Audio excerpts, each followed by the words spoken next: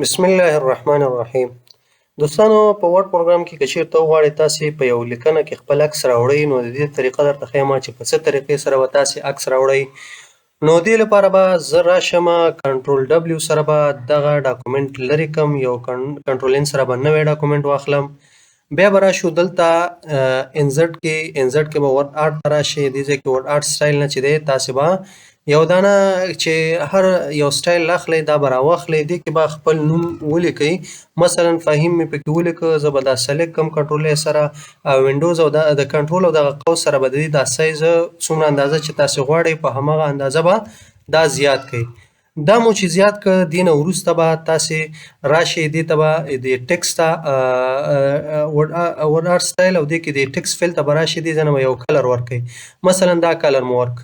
بیا راځو دې ځای نه د کلر مو ورکړ، د دې ځای یو سکرین شاټ اخلم. سکرین شاټ یې څه طریقې سره اخلو او دې ځای نه به وینډوز کی شفټ او اس ووهم. اوس به زه د دې سکرین شاټ واخلم دومره اندازه.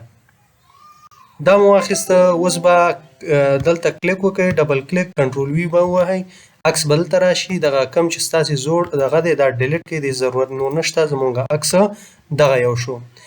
اوس تاسې د دې عکس د پکچر فارمټ ته راشئ، کلر ته راشئ، کلر کې چې دی سیټ ټرانسپرنټ کلر باندې کلیک وکړئ او دلته یو کلیک وکړئ، دغه کلر به ختم شي. دې نه بعد اوس تاسې دلته ډبل کلیک کوئ او دې ځای نه راشئ انزرټ ته، انزرټ کې السټریشن ته او دس ډیوایس نه هغه پکچر راواخلئ. فرضاً زه غواړم دا پکچر پکې راوړم، انزرټ مې که پکچر به ریسایز کوئ، کرپ کوئ یا ریسایز کوئ. مثلا که چیرته تاسې غواړئ چې کرپ کوئ، دې ځای نه راشئ یو څه اندازه داسې کرپ کوئ، ریسایز کولی هم شي او کرپ کولی هم شي.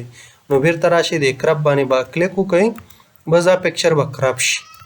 اوس راځو په دې باندې رایټ کلیک کوو د پکچر باندې او ټکس رب کې چې دی په دې مو چې رایټ کلیک وکړو دلته به راشو ټکس رب کې به ورته بیهایند ټکس ووهو. اوس دې نه بعد تاسې راوړئ دا دلته چې دی دې باندې کېږدئ، د پکچر د لیکلو لاندې کېږدئ. نو ګورئ عکس چې دی زموږ اوس لیکنه کې ښکاري.